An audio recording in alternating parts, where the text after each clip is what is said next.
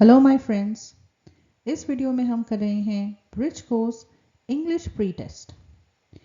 इस वीडियो में हर एक आंसर को बहुत ही डिटेल में एक्सप्लेन किया गया है क्योंकि हम चाहते हैं कि हर वो स्टूडेंट जिसे इंग्लिश लैंग्वेज में मुश्किल होती है, डिफ़िकल्टी होती है, वो इन आंसर्स को आसानी से समझ पाए। अगर आप आंसर्स डायरेक्टली देखना चाहते हैं तो आप वीडियो के एंड में चले जाइए। ये हमारा पार्ट 1 है जिसमें क्वेश्चन 1 और क्वेश्चन 2 कवर होंगे। पार्ट 2 में क्वेश्चन 3 और क्वेश्चन 4 कवर होंगे। Now let us get started. Dear students, start करते हैं। पहला क्वेश्चन, डू अस डायरेक्टेड। यहाँ पर हमें कुछ चॉइसेस दी गई हैं और हमें जो सही आंसर है वो चूज करना है। पहला सवाल, dash big red apple is very tasty. Choices हैं दीज, दोस और दिस।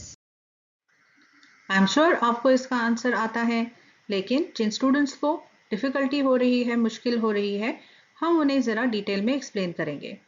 जो चॉइसेस हैं वो हम एक्सप्लेन करते हैं। दिस, जब कोई चीज़ मेरे पास होती है तब मैं दिस कहती हूँ। जैसे अगर मेरे हाथ में एक पेंसिल है तो मैं कहूँगी दिस इज अ पेंसिल।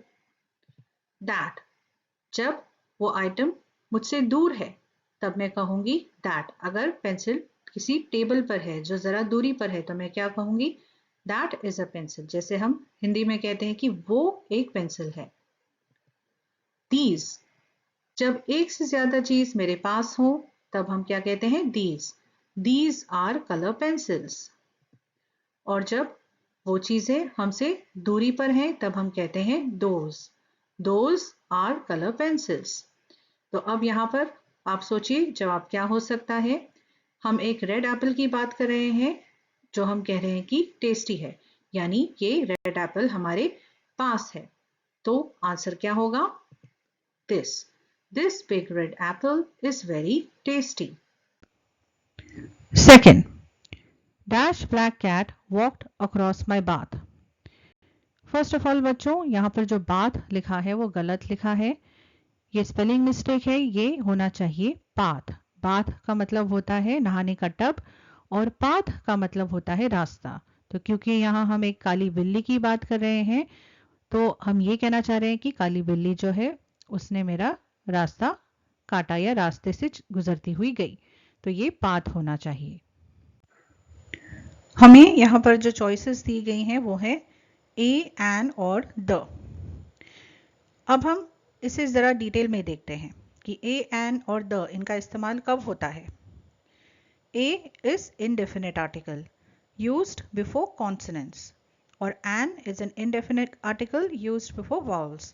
तो हमारे A to Z में vowels कौन से होते हैं, A, E, I, O, U, ये वाले अल्फ़ाबेट्स। और द इसे हम डेफिनेट आर्टिकल कहते हैं। अब हम एक एग्जाम्पल लेते हैं। जैसे यहाँ पर कुछ रेड बुक्स रखी हुई हैं।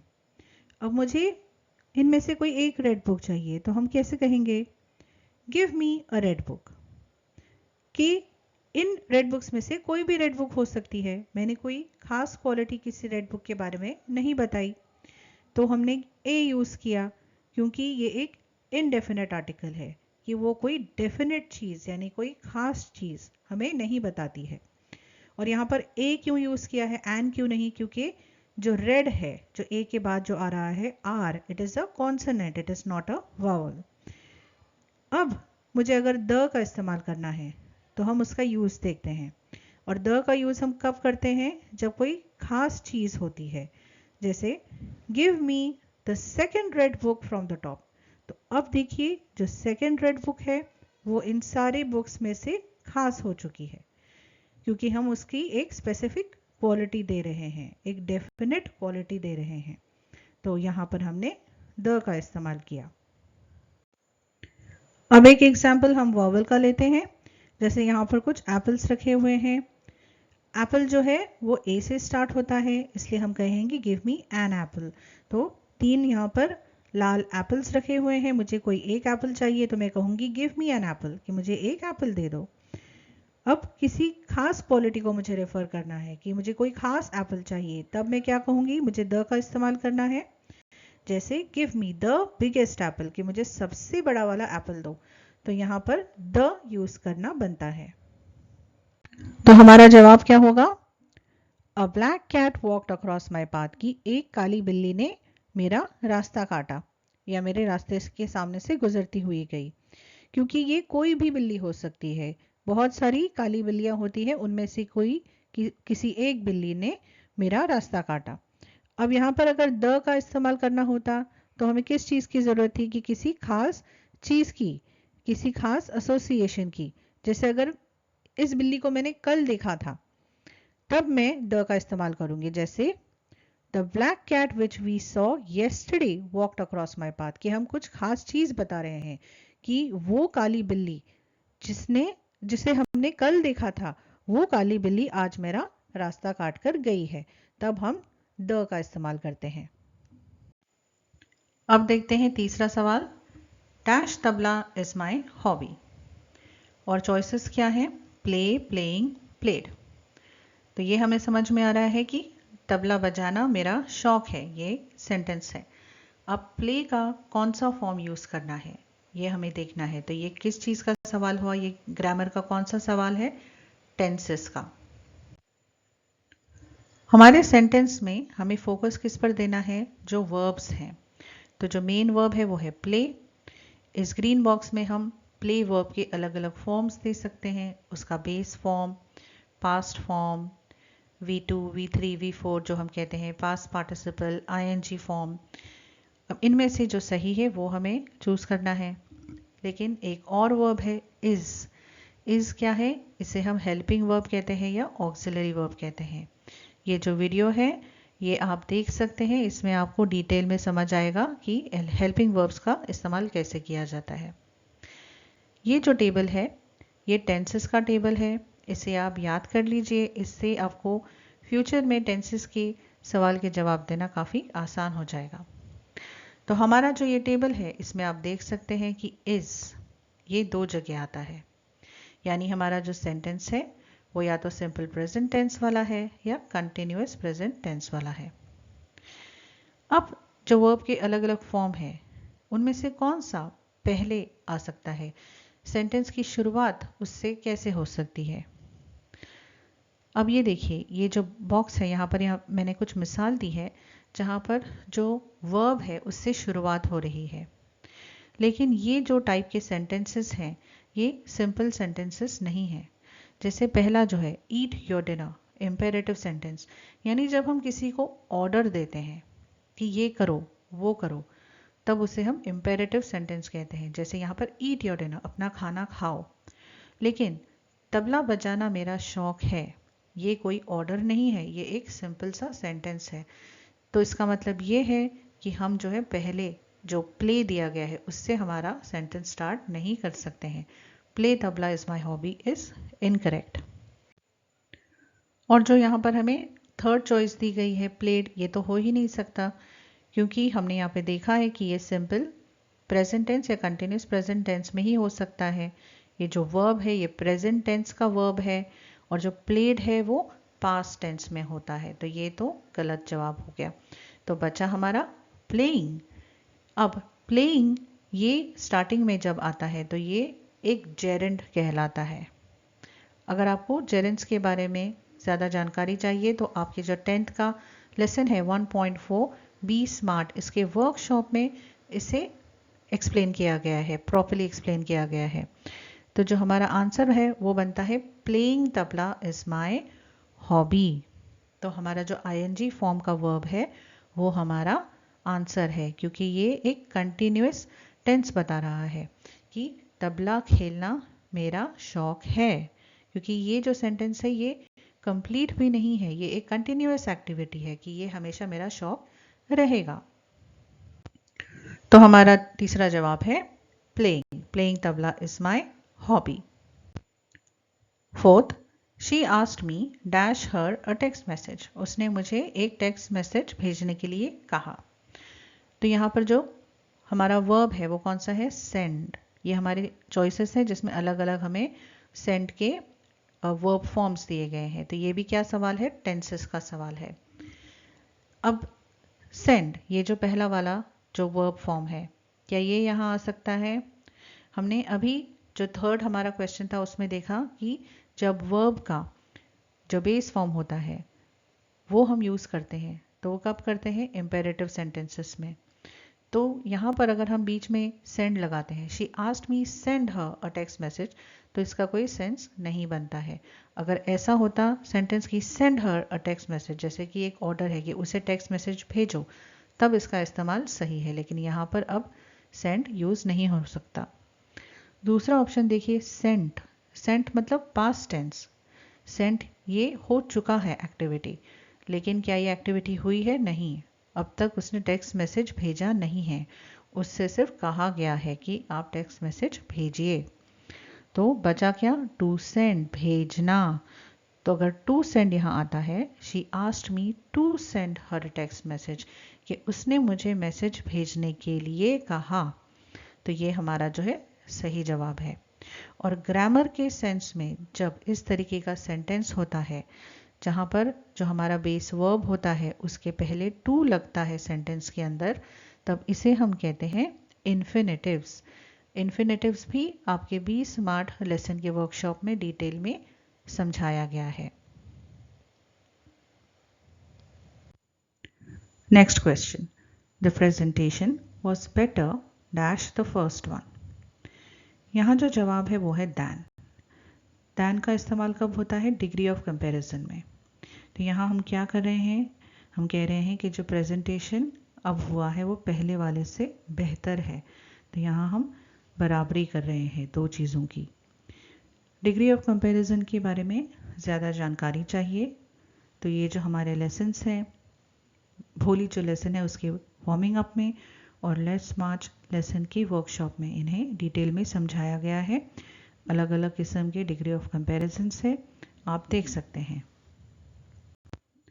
अगला सवाल है, Radha was dash in the class, और चॉइसेस यहाँ पर हमें दी गई हैं। तो हमारा सेंटेंस है Radha was dash in the class.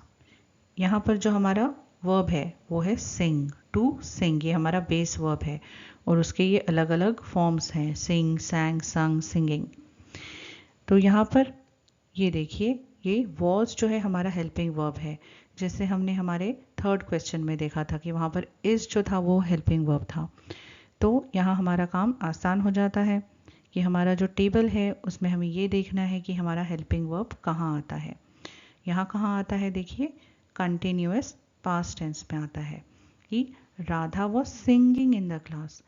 Radha जो है क्लास में गा रही थी, तो ये एक्टिविटी पास्ट में हुई थी लेकिन ख़त्म नहीं हुई थी।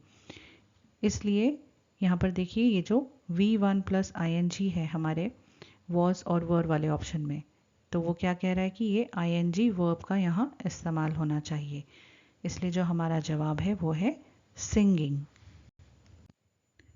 टेंसेस के बारे में आपको इस lesson the boy who broke the bank इसके लैंग्वेज स्टडी में काफ़ी डिटेल में समझाया गया है।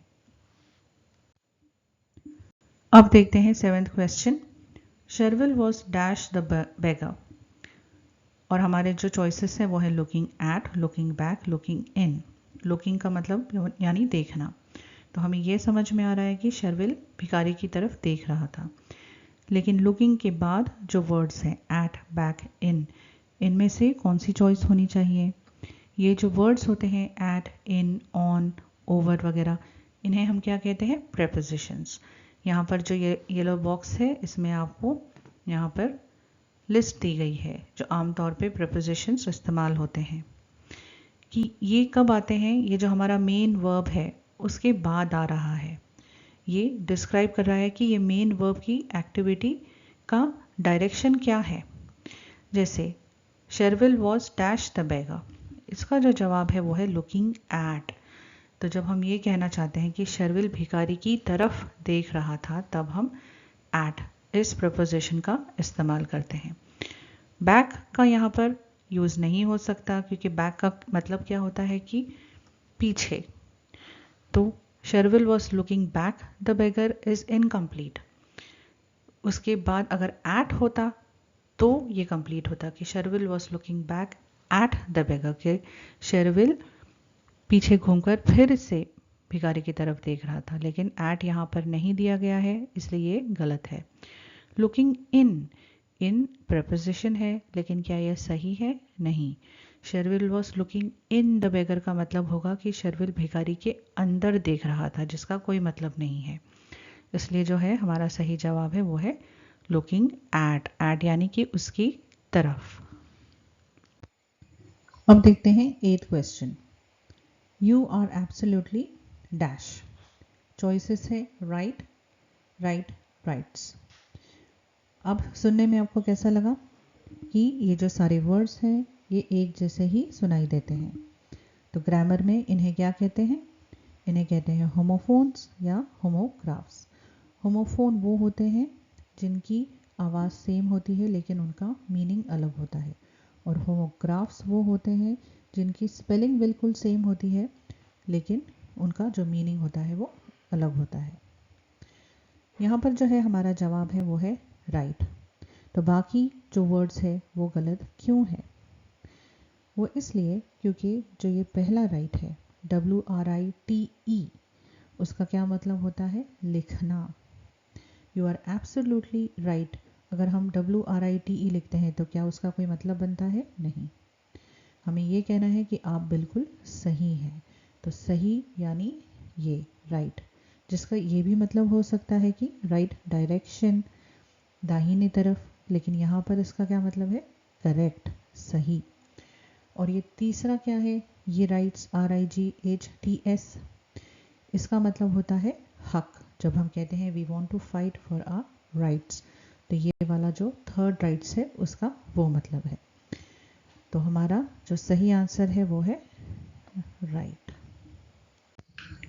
9th question. I saw a fox dash was chasing the rabbit. तो हमने यहाँ पर एक लोमड़ी देखी जो खरगोश के पीछे भाग रही थी। हमारे चॉइसेस हैं व्हेन, हु एंड व्हाट। तो हमें यहाँ पर क्या देखना है कि जो, इसका ऑल्टरनेटिव क्या है? व्हेन का मतलब क्या होता है? कब। हु का मतलब है जो, यानी वो या जो। व्हाट का मतलब है क्या। तो यहाँ पर जो हमारा आंसर है वो क्या होना चाहिए? हु होना चाहिए। हु क्या है? ये एक रिलेटिव प्रोनाउन है कि जो नाउन है उसे जब हम शॉर्ट में बोलते हैं, जब हम हर वक्त नाउन का नाम नहीं लेते हैं सेंटेंस में या पैराग्राफ में, फिर हम किस चीज़ का इस्तेमाल करते हैं? हम रिलेटिव प्रोनाउन का इस्तेमाल करते हैं नाउन का एक्शन बताने के लिए। तो यहाँ पर भी हु का क्या काम है कि I saw a fox who was chasing the rabbit, कि मैंने एक लोमड़ी देखी जो रैबिट के पीछे भाग रहा था। 10th question. His uncle is as blind as a bat without its spectacles. पहले तो ये जो सेंटेंस में इट्स लिखा है उसकी जगह his spectacles होना चाहिए, बिकॉज हम अंकल की बात कर रहे हैं जो इंसान है। इट जो है वो चीज़ों के लिए इस्तेमाल होता है। अब हमें फिगर ऑफ स्पीच ढूंढनी है कि कौन सी वाली सही है। तो figure of speech of above sentences, तो हमें चॉइसेस क्या दिए गए हैं? सिमिली, एंटीथीसिस और पर्सोनिफिकेशन। तो आप अंदाज़ा लगाइए कि फिगर ऑफ स्पीच क्या है। पहले हम बारी बारी देखते हैं। सिमिली, ये फिगर ऑफ स्पीच कब इस्तेमाल होता है? A simile is a figure of speech that compares two things using the words like और एज। सिमिली यानी जब हम दो चीज़ों को कंपेयर करते हैं, उनकी बराबरी करते हैं कोई चीज़ प्रूव करने के लिए। जैसे as cool as a cucumber, ऐसे इंग्लिश में कहावत है कि जो खीरा है, जो ककड़ी है, उसकी तरह कूल, उसकी तरह ठंडा। इसी तरह हिंदी में भी हम कहावतें हैं हमारे पास, जैसे शेर की तरह बहादुर, लोमड़ी की तरह शातिर। तो ये जो टाइप के सेंटेंसेस होते हैं ये कौन से फिगर ऑफ स्पीच है? सिमिली। एंटीथीसिस, ये कौन सा फिगर ऑफ स्पीच होता है? जहाँ पर जो आइडियाज़ हैं, जहाँ पर ऐसे वर्ड्स का इस्तेमाल किया जाता है जो एक दूसरे से बिल्कुल ऑपोजिट होते हैं। जैसे I saw white and black spots, तो वाइट और ब्लैक ये दोनों ऑपोजिट होते हैं एक दूसरे के। पर्सोनिफिकेशन, ये कब इस्तेमाल होता है? जब हमें चीज़ों के लिए, नॉन ह्यूमन थिंग्स के लिए, जब हम ह्यूमन क्वालिटीज़ का इस्तेमाल करते हैं तब वो पर्सोनिफिकेशन होता है। अब जो हमारा सेंटेंस है वो क्या है? His uncle is as blind as a bat without his spectacles, कि अपने चश्मे के बगैर वो ऐसे अंधे हो जाते हैं जैसे कि चिंगादड़। चिंगादड़ जो होते हैं उन्हें दिखाई नहीं देता, दिन के वक्त वो उल्टे लटके हुए होते हैं, वैसे तो रात में भी उन्हें दिखाई नहीं देता, उनके अलग सेंसेस होते हैं जिनसे वो उड़ पाते हैं। तो ये जो है ये एक सिमिली है, क्योंकि यहाँ पर क्या किया जा रहा है? कंपैरिजन किया जा रहा है कि जो अंकल की जो ब्लाइंडनेस है, जो वो देख नहीं सकते, उससे बैट से कंपेयर किया जा रहा है, क्योंकि जो बैट होता है वो भी देख नहीं सकता। तो हमारा जवाब क्या है? सिमिली। अब हमारा जो प्री टेस्ट का दूसरा सवाल है वो है कंप्लीट द फॉलोइंग डायलॉग। तो डायलॉग जो है इनकम्प्लीट है, यहाँ पर अधूरा है, उसे हमें कंप्लीट करना है। ये इंटरव्यू के फॉर्म में है। यहाँ पर एक लड़का है रोशन जो सवाल पूछ रहा है, और एक लड़की है रोशनी जो उसके जवाब देगी। तो हमें उसके जो जवाब हैं वो तैयार करने हैं। तो सबसे पहले रोशन ने सवाल पूछा, which is your favourite sport? आपका पसंदीदा स्पोर्ट या खेल कौन सा है? तो रोशनी ने जवाब दिया, my favourite sport is badminton. Roshni का फेवरेट स्पोर्ट क्या है? बैडमिंटन है। रोशन ने दूसरा सवाल पूछा, who is your favourite player? और आपका फेवरेट खिलाड़ी कौन है? तो रोशनी ने जवाब दिया, PV Sindhu is my favourite player. PV Sindhu बहुत ही फेमस बैडमिंटन प्लेयर है, तो पीवी सिंधु रोशनी की फेवरेट प्लेयर है। रोशन का तीसरा सवाल, विच quality do you like most about him और हर? तो उनकी कौन सी क्वालिटी, कौन सी खूबी आपको सबसे ज़्यादा पसंद है? तो रोशनी ने क्या जवाब दिया, PV Sindhu never gives up, she is a hard working girl. कि पीवी सिंधु जो है कभी हार नहीं मानती हैं और वो बहुत ही मेहनती लड़की है। और रोशन ने फिर पूछा, वेयर डू यू प्ले? आप कहाँ खेलती हैं? तो रोशनी ने जवाब दिया, I play in my school badminton club. तो उनके स्कूल में बैडमिंटन खेलने के लिए क्लब है और वहाँ वो खेलती हैं। अब सेकेंड क्वेश्चन का B part, write the name of figures of speech of the following lines. पहला, many are called but few are chosen. इसका जवाब है एंटीथीसिस। एंटीथीसिस हमने जो हमारा फर्स्ट क्वेश्चन था उसके 10वें आंसर में देखा था कि एंटीथीसिस फिगर ऑफ स्पीच क्या होता है। तो ये जवाब एंटीथीसिस क्यों है? मैनी और फ्यू, ये दोनों अल्फाज क्या हैं? ये दोनों वर्ड्स एक दूसरे के ऑपोजिट है, यानी एंटी है, इसलिए ये फिगर ऑफ स्पीच एंटीथीसिस है। Second, the trees dance back and fourth in the wind. इसका जवाब है पर्सोनिफिकेशन और एंटीथेसिस। ये दोनों ही फिगर ऑफ स्पीच इसमें दिखाई देती हैं। द ट्रीज डांस, पर्सोनिफिकेशन क्या है ये भी हमने फर्स्ट क्वेश्चन के 10th आंसर में देखा था। तो यहाँ पर जो ट्रीज हैं उनमें डांसिंग की कैपेबिलिटी बताई जा रही है, क्वालिटी बताई जा रही है। क्या ट्रीज डांस कर सकते हैं? नहीं, डांसिंग ह्यूमन क्वालिटी है, लेकिन यहाँ पर ट्रीज को डांसिंग करते हुए बताया जा रहा है, इसलिए ये पर्सोनिफिकेशन है। और ये एंटीथीसिस क्यों है? यहाँ पर देखिए बैक एंड फोर्थ। तो बैक एंड फोर्थ क्या है? ये भी एक दूसरे के ऑपोजिट वर्ड्स हैं, बैक यानी पीछे और फोर्थ यानी आगे, इसलिए ये फिगर ऑफ स्पीच एंटीथीसिस भी है। सेकेंड क्वेश्चन का C part, frame WH questions to get the underline part as an answer. तो WH क्वेश्चंस बनाने हैं हमें। WH क्वेश्चंस क्या होते हैं? जो W से जो हमारे क्वेश्चन स्टार्ट होते हैं जिसमें हाउ भी इन्वॉल्व है, क्योंकि हाउ भी एक सवाल होता है जिससे सवाल शुरू हो सकते हैं। तो शुरू करते हैं। पहला, the road is only 5 meters wide. रास्ता सिर्फ 5 मीटर चौड़ा है। और यहाँ पर अंडरलाइन किसे किया गया है? ओनली 5 मीटर्स वाइड, यानी एक मेजरमेंट है, एक क्वांटिटी है, ये हमारा जवाब है। तो जब हमें किसी चीज़ का इस तरीके से सवाल बनाना होता है जिसका आंसर एक मेजरमेंट होता है, एक क्वांटिटी होता है, एक गिनती होती है, तब हम कौन से WH क्वेश्चन का इस्तेमाल करते हैं, कौन से वर्ड का इस्तेमाल करते हैं? वो होता है हाउ, यानी कितना। तो हमारा जो आंसर है वो क्या है? How wide is the road, की जो रास्ता है वो कितना चौड़ा है। अब स्टूडेंट्स, मैंने ये नोटिस किया है कि इसका जो जवाब है कई जगह पर इस तरीके से दिया गया है, how wide the road is, लेकिन ये बिल्कुल गलत है, ये सही इंग्लिश ग्रामर नहीं है। जो लॉजिक होता है हमारा क्वेश्चन फॉर्म करने का, उसे हम कहते हैं सब्जेक्ट वर्ब इन्वर्जन, यानी जो हमारा स्टेटमेंट होता है उसमें सब्जेक्ट और वर्ब की अदला बदली हो जाती है जब हम क्वेश्चन बनाते हैं। फॉर एग्जाम्पल, यहाँ पर देखिए, the cat is very big, कि बिल्ली बहुत बड़ी है। अब मुझे अगर वेरी बिग इसका आंसर चाहिए तो WH क्वेश्चन कैसे बनेगा? How big is the cat. तो यहाँ देखिए क्या हुआ कि इज़ पहले आ गया और द कैट बाद में चला गया, यानी इन्वर्जन हो गया, यानी उनकी जो जगह है वो इन्वर्ट हो गई, उल्टी हो गई। तो ये जो है ये सही तरीका है। इसलिए अगर आप how wide the road is ये जवाब लिख रहे हैं तो ये गलत है, this is not the correct grammar.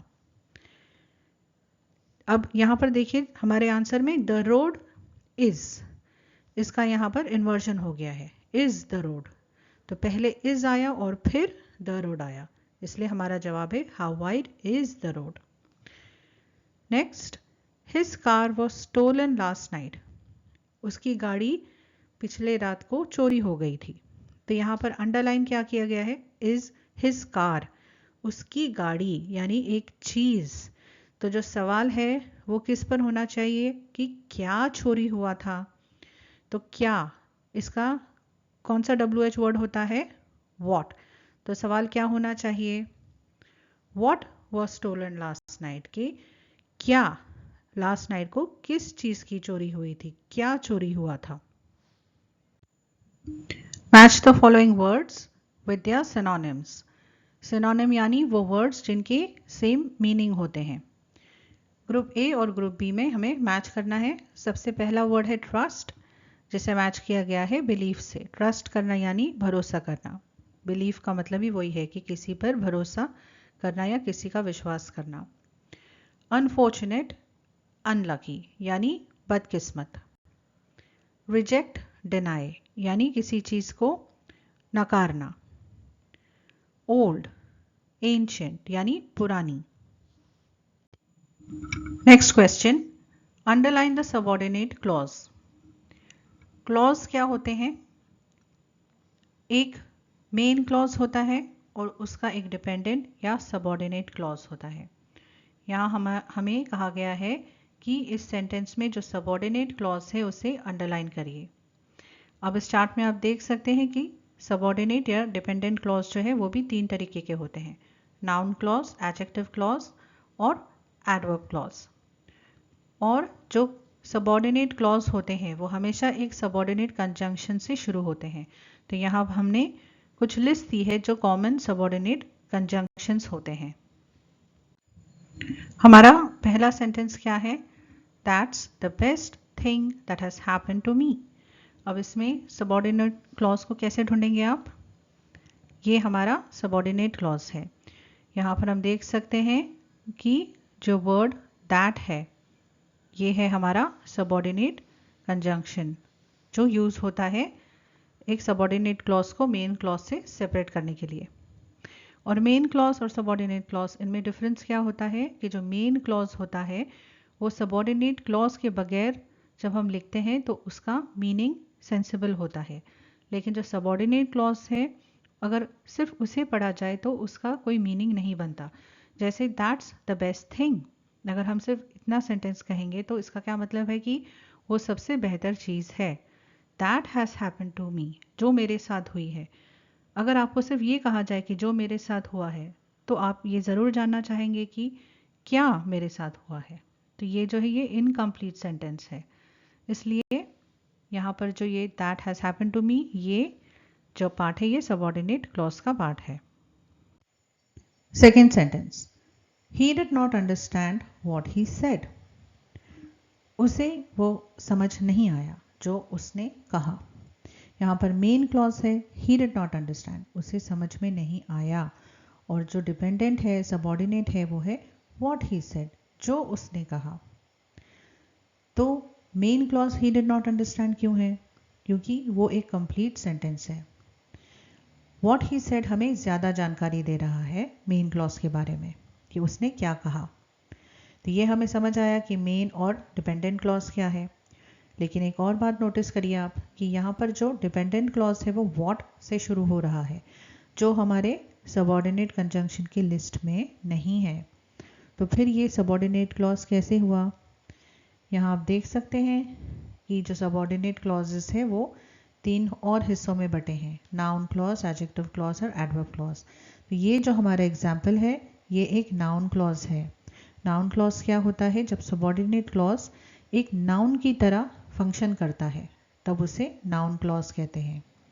तो यहाँ पर ही डिड नॉट अंडरस्टैंड, उसे समझ में नहीं आया जो बात उसने कही। तो वो जो बात है जो उसे नहीं समझ आई थी वो ये है व्हाट ही सेड, उसने जो कहा था।